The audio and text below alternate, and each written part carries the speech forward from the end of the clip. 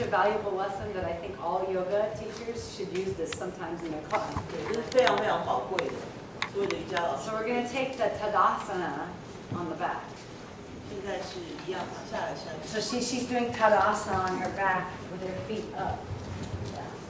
Like if you could just lift her up and she'd be standing in Tadasana. Right? It's nice because it gives you a reference point of the hardwood floor. Right? And so when we say take the thighs back, you can only go so far is into the floor, right? And this is how you do it. That's taking your thighs back. That's what it feels like. And you keep your muscular energy, but you learn how to take your thighs back. Then, to even have more feeling of contrast, we do the shoulder loop. So what is the shoulder loop? It's side body long, head of the arm bones back. And when we're on the floor, we have to turn our palms this way to get the head of the arm bones to go back. That makes sense. That's why we have to do that. If you turn the palms like this, the shoulders will come up this way. You turn the palms this. I love playing with bodies on the floor. If you do this, then this will go back. And then you keep your head curved a little bit, and you actually do the shoulder loop, which is lift your heart up with the bottom tips of your shoulder blades. That gives her a feeling, oh, shoulder loop, and there's no squeezing involved. And you breathe. You're doing great, Julie. So thighs back, heart open, right? Now to just help you feel really good in this and to teach you what thighs back does, I'm going to stand on you, right there. Why would you push down on the pelvis? Why is that taking your thighs? Okay, I'll tell you, I'm not pushing on the pelvis. Okay. I'm glad you asked. Because sometimes people think I'm pushing on the pelvis. I'm pushing on her thighs. Just her thighs. Right here. Right there, the place where we want you to learn to go back. The place where the block was. It's right there. And when I'm going to stand on somebody, I have to turn my feet out. I can't do this. This is very bad. You know, I have to do that. So if I come over here and put my hands on her, climb up on her. You can even bend your arms, give me something to hold on to. Because some people are not that flexible and they can't reach the floor. If I press there, now you do the shoulder loop and lift your heart up. How does that feel? There's no pain at all. It feels good, doesn't it? It does. It actually feels good. You want me to be heavier. You wish I could sit harder and be heavier. Because it feels so relieving. So, I'm going to come down here. Don't let your feet roll out at all. We're trying to train the body to do Tadasana. Don't allow your feet to roll out. So a little anatomy lesson. The psoas attaches from the lumbar to the inner thigh. So if she can feel that, my weight will release your psoas. Pulling her shins into the middle. Yeah, she can hug her shins into the middle. Julie, as you become aware, hug your shins into the middle, then your feet won't go out. So you're controlling. This is the psoas release. The psoas attaches here and here. So, because I'm pressing down so hard right here, I'm telling the psoas to relax. Don't be so tight. And she's holding herself against the floor so she can't do it wrong. That's what's so nice. There's no way to do this wrong. Any questions? Because you're going to do this with your friend. We're just working with it.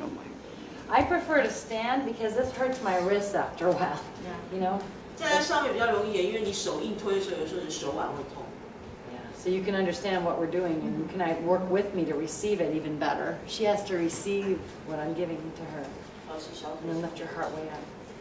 That's shoulder loop. When you lift your heart up, that's shoulder loop. And when you take your thighs back, that's thigh loop.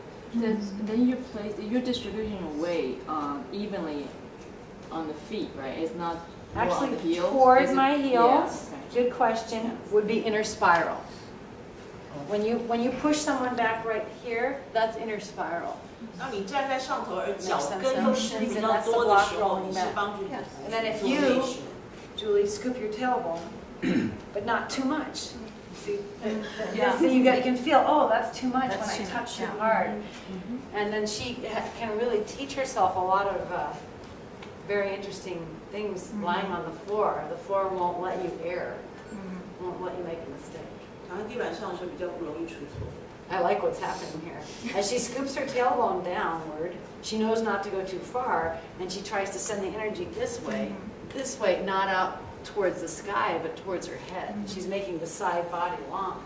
So hopefully as you feel this, you're going to start to get it. Doing great yoga right here. Say, what are you doing, Julie? I'm doing thigh loop and shoulder loop and skull loop and pelvic loop and ankle loop, right? If we even do something more with our feet when we're on the ground like this, we point our feet, we push the balls of the feet forward more, push hard in my hand. 脚趾 That's it, we 跟 do 往前 that. 推出去，英文讲叫 And floor。 push. It extends your energy more evenly on both sides. Now flex your feet. This hardens your quads. 这个会让四头肌完全 Push the 不 balls 过 of your 分 feet forward.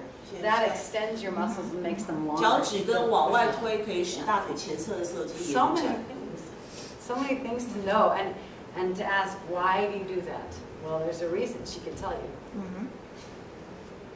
So what I'm teaching you here is really all you need to know to help you feel better. 让你觉得更好。 The more difficult poses that we're going to get into progressively each day here are to help your body to become strong enough to hold this action even when you're walking around. 即便是困难的姿势，我们要做，只是锻炼你的身体，让它能够有更多的力量去维系在顺位上头。 You'll walk around with a really high level of well-being.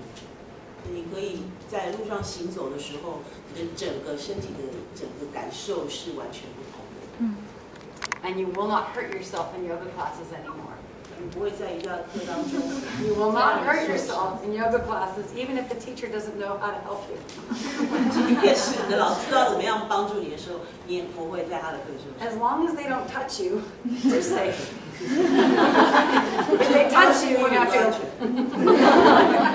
Really, I'm very cautious about who touches me because I know more than they do sometimes. I don't want them to misalign me in their well-meaning way, so I'll say,